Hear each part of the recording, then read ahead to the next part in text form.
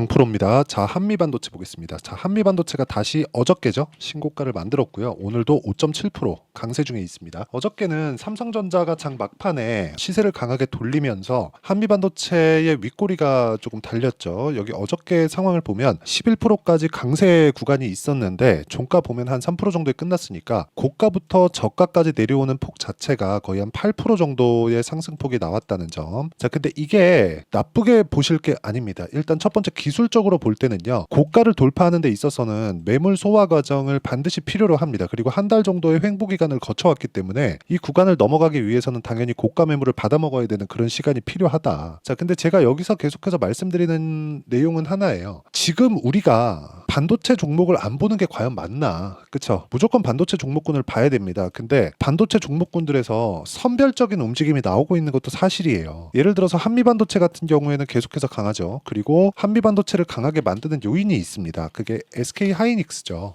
하이닉스도 보면 계속해서 강세를 보이고 있는 이런 움직임이 나오고 있는데 두 종목군의 공통점이 있어요. 이게 뭐 하이닉스가 움직이니까 한미반도체가 움직인다 그런 부분도 물론 있겠죠. 근데 제가 말씀드리고자 하는 내용은 진짜 한 가지입니다. 주식은 미래 가치가 좋아져야 올라가야 된다고 제가 누차 말씀드렸잖아요. 주가가 올라가기 위해서는 무조건 앞에 좋아질 만한 내용이 분명히 조금 있어야 돼요. 근데 그 내용을 우리가 먼저 알 수 있는 방법은 사실상 없다. 예를 들어서 잠깐 이 다른 얘기를 잠깐 드리면 알테오젠 한번 볼게요. 알테오젠을 보면 지금 적자 기업인데 여기 2월 달부터 시세를 강하게 발생을 시켰습니다. 9만 원부터 22만 원 정도까지 강하게 발생을 시켰어요. 근데 이 구간에서도 신고가 구간이었고요. 올라와서도 신고가 구간입니다. 근데 아직까지도 여기서도 그렇고 여기서도 그렇고 적자예요. 물론 1분기 실적에 대한 부분은 흑자로 전환이 됐지만 자, 정작 보면 알테오젠이 계속해서 올라갈 수 있는 상황을 만들어내는 것. 요건 앞으로 좋아질 만한 내용, 즉 머크와의 계약건이나 그런 부분 때문이라는 거죠. 그러면 이 내용을 가지고 반도체 종목군들에 대한 그 부분으로 딱 우리가 대입해서 본다면 엔비디아가 강한 움직임을 지속적으로 보이고 있다. 근데 보이고 있는 과정에서 한국 시장으로 보면 하이닉스가 HBM, 그렇죠? 엔비디아에서 지금 주력으로 판매되는 엔비디아는 원래는요. 게임용 VGA 카드, 그렇죠? 게임용 그래픽 카드를 공급하던 회사였습니다. 근데 그 게임용 그래픽 카드가 지금 GPU라는 이름으로 불리우고 있고요. 원래부터 GPU라고 불려왔는데 이걸 AI 시대에 이게 필수적으로 필요한 그런 상황이 된 겁니다. 자, 그렇다 보니까 GPU의 성능을 높여야 되는 그런 부분이 필요했고 여기에 딱 찰떡으로 맞는 게 HBM이었다는 거예요. 근데 HBM을 만드는데 한미반도체의 장비가 필수적으로 들어가야 된다는 겁니다. 그러면 이 내용을 가지고 하이닉스를 보면 뭐예요? 하이닉스는 한미반도체 장비를 가지고 HBM을 생산을 합니다. 그런데 한미반도체 장비를 사용하지 않는 삼성전자는 계속해서 퀄테스트에 떨어지고 있어요. 그러면 이게 키를 주고 있는 게 어디예요? 한미반도체잖아요. 여기서 이걸 봐야 됩니다. 전체적으로 한미반도체가 하이닉스보다 커진다. 이건 아니잖아요. 그렇죠? 이건 아니에요. 이 상황은 나오는 건 아닌데 제가 말씀을 드리고자 하는 게 뭐냐, 한미반도체가 키를 쥐고 있다는 건 마진율을 유지하거나 높일 수 있는 상황이 지속적으로 나오고 있다는 겁니다. 그리고 무엇보다 메모리 반도체 시장의 가장 위험 요소는 한 가지가 있었습니다. 그게 재고예요. 재고. 근데 HBM은 지금 재고에 대한 부분이 없습니다. 실제로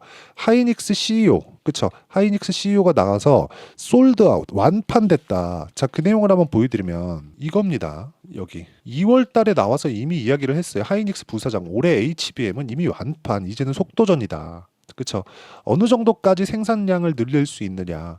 이미 메모리 반도체 시장의 재고가 없어진다는 것만 하더라도, 그쵸? 수율을 높이고 이 그 양산되는 속도를 높였을 때는 이익률이 보장이 되어 있는 그런 산업군이 된다는 거죠. 전체적으로 봤을 때 HBM으로 대체될 수 있는 그런 시장까지 열리고 있는 그런 상황이 온 거고 거기에 맞춰서 주가가 선반영하고 있는 거라고 저는 판단을 하고 있습니다. 그래서 우리가 이 구간에서 계속해서 가격을 보고, 그쵸? 가격에 맞춰서 매매를 이어가고, 그쵸? 가격에 맞춰서 우리가 주가를 판단하는 게 맞다고 판단을 합니다. 그래서 제가 타점에 대해서 계속해서 중요하다고 이야기를 드리는 겁니다. 이거 말고도 다른 반도체 종목을 보더라도 모두 다 강한 구간에서 지속적으로 강세를 보일 수 있는 그런 상황을 만들어내는 거예요. 예를 들어서 DI나 그런 종목군들 보잖아요. HBM 장비를 실제 납품하지 않고 있는데 납품할 수 있다는 내용만 가지고도 2월 달에 6,000원이었던 주가가 25,000원까지 2달 동안 이렇게 상승하는 상황이 실제 주식시장에서 벌어지고 있는 겁니다.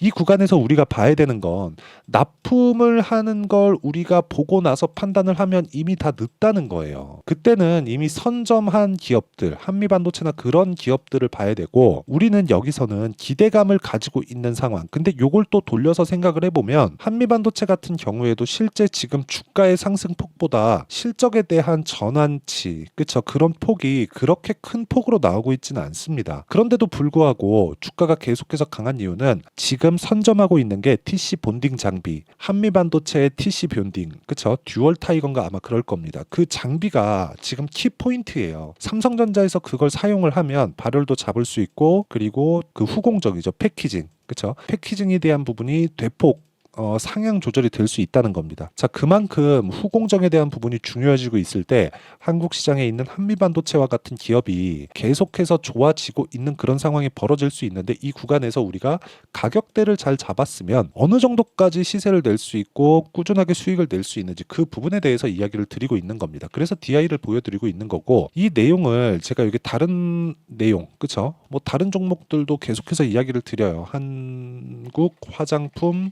제조. 자, 내용 보셔도 신고가 구간에서 이거는 오늘 시가의 공략을 하고 제가 장중에 매도를 했습니다. 그래갖고 뭐 1.8% 이렇게 뭐 큰 폭의 수익을 낸 건 아니에요. 근데 신고가 구간에 계속해서 공략을 하고 있었다는 점이 중요하고요. 최근에 보면 원전 관련주들 있죠. 우리산업이나 그런 종목들 보면 우리기술이네요.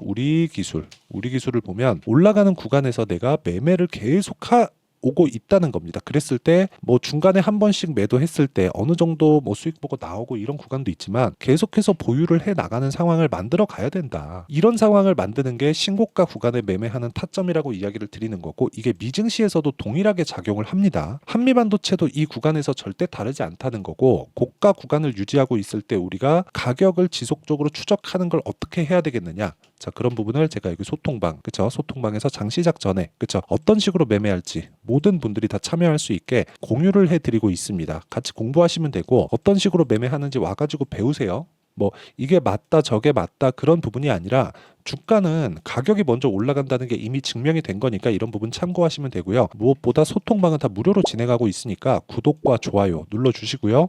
상단에 있는 전화번호로 구독 또는 10억이라고 문자 보내주시면 제가 여기 소통방 입장 링크를 순차적으로 공유를 해드리도록 하겠습니다. 자, 그러면 어떤 식으로 매매가 진행되는지 제가 그 이야기를 다 드렸으니까 이 내용에 맞춰서 우리가 한미반도체를 다시 한번 보자고요. 한미반도체는 지금 어저께 신고가를 다시 만들었습니다. 근데 하이닉스도 나쁘지 않은 움직임을 보이고 있어요. 삼성전자는 주말에 퀄테스트에 떨어졌다는 그런 이야기가 돌았고 DS 사업부, 그쵸? 그 반도체 사업부에 대한 수장도 교체가 됐죠. 자, 그러면 교체가 됐기 때문에 이거에 대한 성과가 나올 겁니다. 근데 이게 뭐 한미반도체의 장비를 받아들일지 안 받아들일지 그건 잘 모르겠어요. 이 관계가 조금 안 좋다고 하는데 뭐 그런 내용이야 사실상 우리가 알 수 없는 부분이고 이런 부분도 근데 삼성전자에 대한 부분까지 자 근데 이게 조금 신빙성이 있는 이야기인 게 마이크론 있잖아요. 마이크론이 한미반도체 장비를 가져가자마자 HBM 그렇죠. 엔비디아의 퀄테스트에 성공을 했습니다. 이것만 보더라도 우리는 생각하고 알 수 있는 부분 그리고 유추해 볼 수 있는 부분이 하나 정해져 있죠.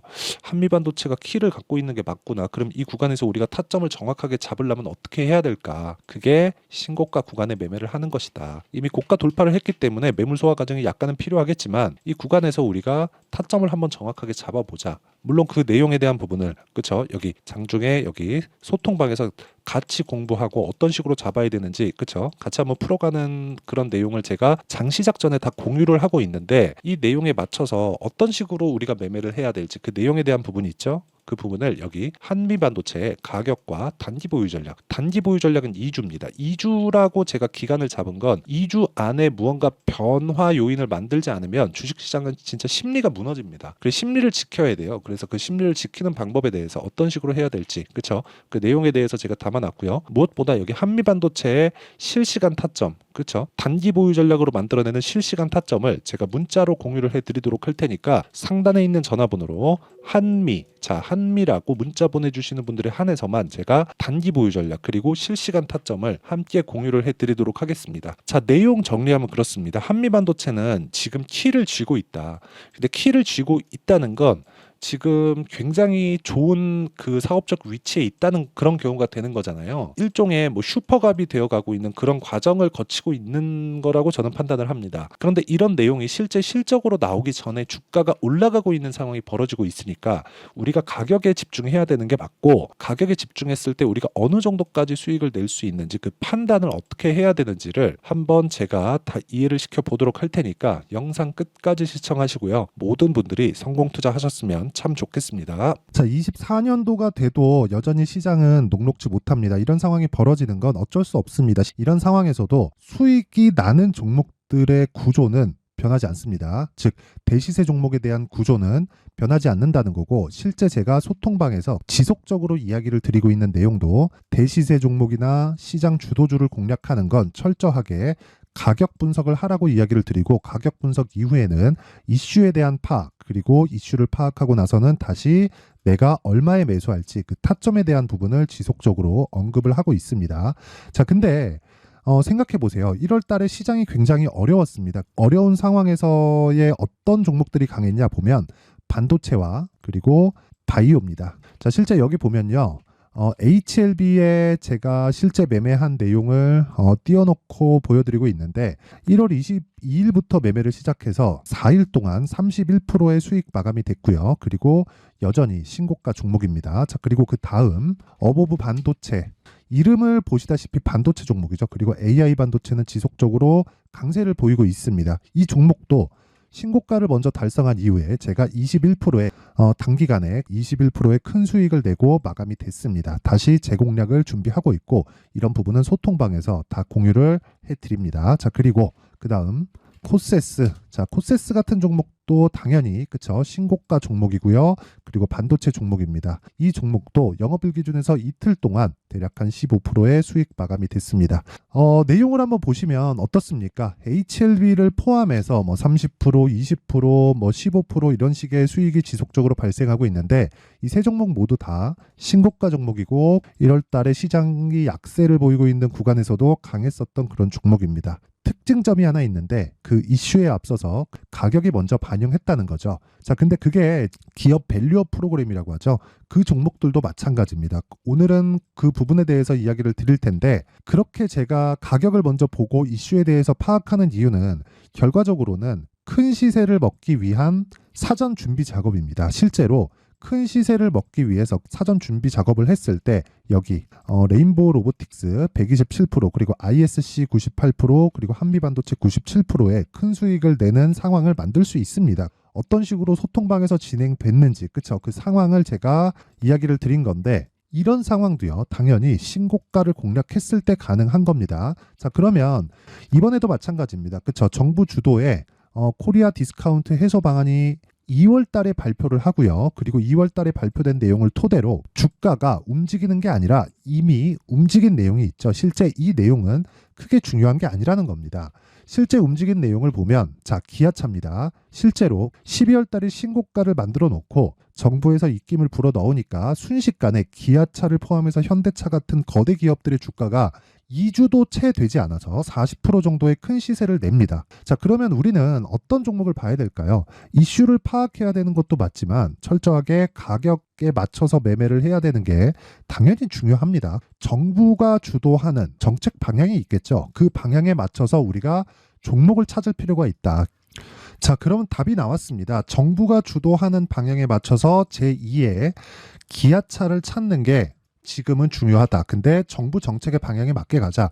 그랬을 때 앞서서 제가 보여드렸었던 내용인 여기 레인보우 로보틱스 127%, 그리고 ISC 98%, 그리고 한미반도체 97%와 같은 수익을 낼 수 있습니다. 물론 시간에 대한 부분은 최소 2주의 시간이 필요하고요. 그리고 최장 3개월 안에 끝내야 됩니다.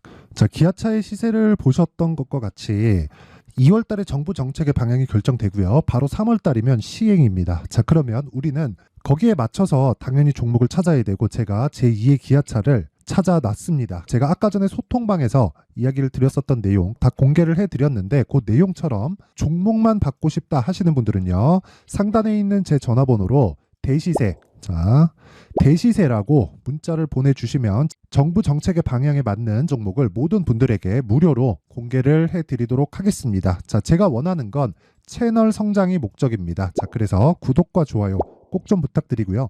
모든 분들이 정부 정책에 맞는 방향으로 매매를 이어가서 큰 수익 보셨으면 좋겠습니다.